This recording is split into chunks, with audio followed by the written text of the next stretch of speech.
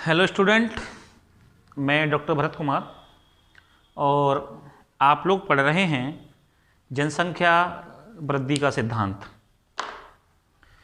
जनसंख्या वृद्धि के सिद्धांत में हम लोगों ने कल जो सिद्धांत पढ़ा था वो सिद्धांत था माल्थस का जनसंख्या वृद्धि सिद्धांत।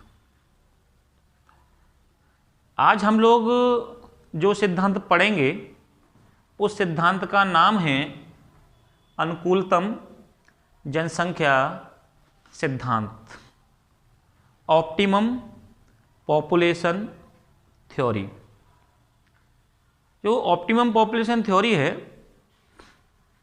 इसमें हम यह जानने का प्रयास करेंगे कि जो जनसंख्या वृद्धि होती है वह जनसंख्या वृद्धि कहाँ तक किस देश के लिए अनुकूलतम है, और अगर जनसंख्या अनुकूलतम से अधिक हो जाती है तो किसी देश के लिए वह कैसे हानिकारक होती है। तो जैसे कि मैं आपको बता चुका हूँ कि जनसंख्या वृद्धि का सीधा सा आशय होता है दो समय अवधि के मध्य बढ़ने वाली जनसंख्या को जनसंख्या वृद्धि कहते हैं। मैंने आपको बताया था कि जनसंख्या वृद्धि को प्रभावित करने वाले 3 कारण होते हैं। इसमें पहला तो होता है जन्म दर, दूसरा होता है मृत्यु दर और तीसरा होता है प्रवास। जनसंख्या वृद्धि दर को 2 अलग अलग सूत्रों के माध्यम से हम लोग ज्ञात कर सकते हैं। एक तो होता है प्राकृतिक जनसंख्या वृद्धि दर। इसमें होता है प्राकृतिक जनसंख्या वृद्धि दर बराबर जन्म दर माइनस मृत्यु दर। एक होता है अप्राकृतिक वृद्धि दर बराबर, इसमें जन्म दर माइनस मृत्यु दर प्लस अप्रवास माइनस उत्प्रवास। यानी कि अगर हमें जनसंख्या वृद्धि ज्ञात करनी है तो जन्म दर यानी कितने प्रतिशत जन्म दर है, जैसे भारत में कितनी है 17% है, 18 है, 20 है, तो पहले जन्म दर लिखते हैं। माइनस मृत्यु दर कितनी है 8% है, 9% है, तो उस मृत्यु दर में से जो जन्म दर होती है उसमें से मृत्यु को हटा देते हैं। प्लस अप्रवास मतलब होता है कि कितने व्यक्ति बाहर से आए हैं जो हमारे देश में रह रहे हैं उनको प्लस अप्रवास कर लेते हैं। माइनस उत्प्रवास, कितने व्यक्ति भारत छोड़ करके या किसी देश को छोड़ करके दूसरे देश में चले गए हैं। तो इस प्रकार से जन्म दर बराबर हम सूत्र ज्ञात कर सकते हैं कि जन्म दर क्या होती है। जैसे मैंने आपको कल ही बताया था कि 1000 व्यक्तियों के पीछे जीवित जन्म लेने वाले शिशुओं की संख्या जन्म दर कहलाती है।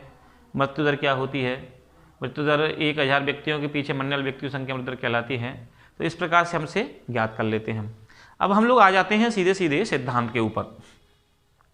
ये जो सिद्धांत आप देख रहे हैं इस सिद्धांत का नाम है अनुकूलतम जनसंख्या का सिद्धांत, ऑप्टिमम पॉपुलेशन थ्योरी। और ऑप्टिमम पॉपुलेशन थ्योरी में सबसे पहले जो प्रोफेसर हेनरी है इन्होंने अपनी जो किताब लिखी थी और उस किताब का नाम था the principle of political economy. यह 1798 में प्रकाशित हुई थी, यानी कि जब माल्थस की थ्योरी आई थी जब यह भी प्रकाशित हुई थी। और इसके बाद में 1803 में इसका पुनः संशोधित संस्करण जारी हुआ था। इस पुस्तक के अंतर्गत यह बताने की कोशिश की गई थी कि किसी देश में प्रति व्यक्ति आय अधिकतम कब हो सकती है, या अगर कोई देश है तो अगर वो देश अधिकतम प्रति व्यक्ति आय प्राप्त करता है तो वह कौन सा बिंदु होगा और कितनी जनसंख्या उस देश के लिए अनुकूलतम है। एक तो अगर हम लोग ये सोचें कि किसी देश में जनसंख्या अगर ज़्यादा होती है तो वहाँ पे गरीबी हो सकती है या प्रति व्यक्ति आय कम हो सकती है, तो ऐसा बिल्कुल नहीं है। फॉर एग्जाम्पल के लिए चीन, अगर हम लोग ये सोचते हैं कि किसी देश में जनसंख्या कम होती है तो प्रति व्यक्ति अधिक हो सकती है, तो ये भी गलत हो सकता है। जैसे कि नेपाल, तो देश छोटा हो या बड़ा हो, जनसंख्या कम हो या ज़्यादा हो, यह निर्भर करता है प्रति व्यक्ति आय के ऊपर। प्रति व्यक्ति आय अधिकतम कहाँ हो सकती है? तो जहाँ पर अधिकतम बिंदु पर आय प्राप्त होती है।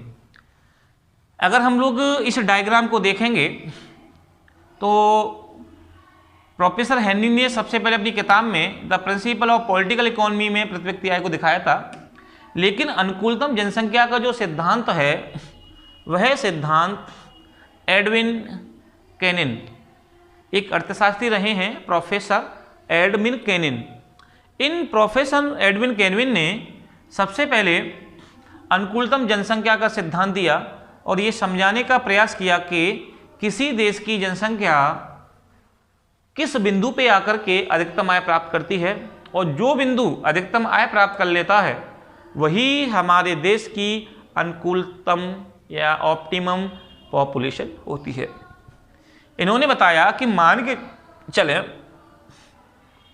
कि ये कोई देश है, यहाँ इसने 4 स्थितियां मानी हैं, ए, बी, सी और डी। अब आप यहाँ देखेंगे कि यहाँ जनसंख्या को करोड़ में दिखाया है कि ए बिंदु पर जनसंख्या 1 करोड़ है, बी बिंदु पर जनसंख्या 2 करोड़ है, सी बिंदु पर जनसंख्या 3 करोड़ है और डी बिंदु पर जनसंख्या 4 करोड़ है। तो इस प्रकार से अगर हम लोग देखेंगे तो जो जनसंख्या है और उस जनसंख्या को हम लोग चाहें तो यहाँ पे इसको डबल भी लिख सकते हैं। फॉर एग्जाम्पल के लिए इसको हम 1, 2, यहाँ 4 और यहाँ 8 भी लिख सकते हैं। अब आप यहाँ देखेंगे कि यहाँ पे ये बिंदु हैं, ये जनसंख्या है और जनसंख्या को करोड़ में दर्शाया गया है। आय है, आय को भी करोड़ में दिखाया गया है। मान के चलो कि अगर कोई देश है, पहला बिंदु है ए और यहाँ जनसंख्या 1 करोड़ है उस देश की, और उस देश की कुल आय है 100 करोड़। ये 100 करोड़ जो आय है वो देश की कुल आय है। जैसे कि हम लोग जानते हैं कि अगर हमें प्रति व्यक्ति आय ज्ञात करनी है तो सीधा सा फॉर्मूला होता है, प्रति व्यक्ति आय बराबर देश की कुल आय बट्टे देश की कुल जनसंख्या। तो देश की आय कितनी है? 100 है, 100 करोड़ है। देश की कुल जनसंख्या कितनी है? 1 करोड़ है। तो यहाँ आप ये देखेंगे एग्जाम्पल के तौर पे कि देश की जो आय है वो कितनी है? 100 है। जनसंख्या कितनी है? 1 करोड़। तो जो प्रति व्यक्ति आय है वो जो प्रति व्यक्ति आय होगी वो 100 रुपये होगी। प्रति व्यक्ति आय कितनी होगी? 100 रुपये होगी। यहाँ पर प्रति व्यक्ति आय 100 रुपये प्राप्त किए जाते हैं। उसने कहा कि अगर कोई दूसरा पॉइंट है, जैसे किसी देश की जनसंख्या बी पॉइंट पे आती है और जनसंख्या बढ़कर के डबल हो जाती है। पहले जो जनसंख्या 1 करोड़ थी अब वो बढ़कर कितनी हो गई है? 2 करोड़ हो गई है। तो जनसंख्या 2 करोड़ हो गई है, लेकिन देश की जो आय है वो बढ़कर के हुई है 100 करोड़ से 190 करोड़। तो यहाँ पे हम क्या करेंगे कि 190 यानी देश की कुल आय बट्टे देश की कुल जनसंख्या को ज्ञात करेंगे। तो आप इसमें ये देखेंगे कि ये हमारा आएगा 9 यानी 95 रुपये प्रति व्यक्ति के हिसाब से यहाँ पे हमें प्राप्त होगा। अब आप यहाँ देखेंगे कि यहाँ ए बिंदु पर हमें प्रति व्यक्ति आय 100 रुपये प्राप्त हो रही थी, जबकि इस बी बिंदु पर जनसंख्या डबल हो गई है, 2 करोड़ हो गई है, क्योंकि आय हमारी डबल नहीं हुई है, आय तो 100 की 190 हुई है। तो यहाँ पर 95 रुपये प्रति व्यक्ति आय प्राप्त होती है। इसने कहा कि अगर तीसरा बिंदु है और तीसरे बिंदु पर अगर हम लोग देखेंगे तो यहाँ पर आय जो है फॉर एग्जाम्पल के लिए यहाँ कुल आय 410 करोड़ और यहाँ पे आप देखेंगे तो यहाँ पे जो जनसंख्या है वो कितनी है? 4 करोड़ है। तो ऐसी स्थिति में क्या होगा कि हमारी आय कितनी होगी, तो हमारी आय होगी 102 रुपये 50 पैसे। अब वो ये कहता है एक हमारा चौथा बिंदु और है, और जो चौथा बिंदु है यहाँ पे देश की जो जनसंख्या है वो बढ़कर के 4 की दुगनी 800 हो गई है, लेकिन कुल आय जो 410 है वो डबल नहीं हुई है। अगर डबल होती तो यहाँ 820 करोड़ होता, ये यहाँ केवल 700 करोड़ है। तो ऐसी कंडीशन में क्या होगा कि यहाँ पे 700/8, तो जब हम इसको प्राप्त करेंगे तो एवरेज 90 या 92 रुपये के लगभग हमें यहाँ प्राप्त होंगे।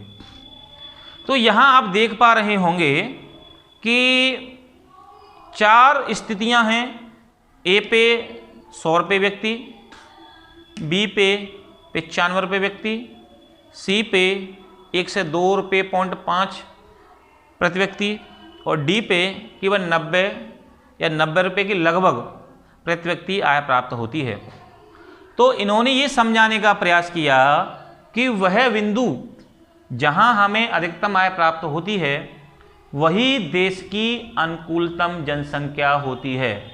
अगर ये कोई देश है और वहाँ के ये जनसंख्या के आंकड़े अगर दिए गए हैं, तो अगर वहाँ पे जनसंख्या और आय को अगर हम लोग देखेंगे तो यहाँ के लिए जो अनुकूलतम जनसंख्या है वो बिंदु सी होगा। 4 करोड़ जनसंख्या जो 410 करोड़ रुपए आय प्राप्त करती है, यह हमारी ऑप्टिमम पॉपुलेशन कहलाएगी या ऑप्टिमम जनसंख्या कहलाएगी। ऐसे ही आप लोग देख सकते हैं कि ये जो डायग्राम दिया गया है, इस डायग्राम के अंदर भी यही समझाने का प्रयास किया गया है कि एक और यहाँ जनसंख्या कोड में दी गई है, यहाँ आय दी गई है। यह डायग्राम इस जनसंख्या के आधार पे बनाया गया है कि यहाँ पे आप देखेंगे कि जनसंख्या कितनी है 1 करोड़, आय कितनी है 100 करोड़, जबकि जनसंख्या बढ़ के हो जाती है यहाँ दुगनी 2 करोड़, ठीक है, और आय होती है 190 करोड़। तो ये यहाँ पे आपको दिखाया गया है। सी पॉइंट को आप देखेंगे यहाँ पे, आप यहाँ लिख सकते हैं ए, बी, सी और डी।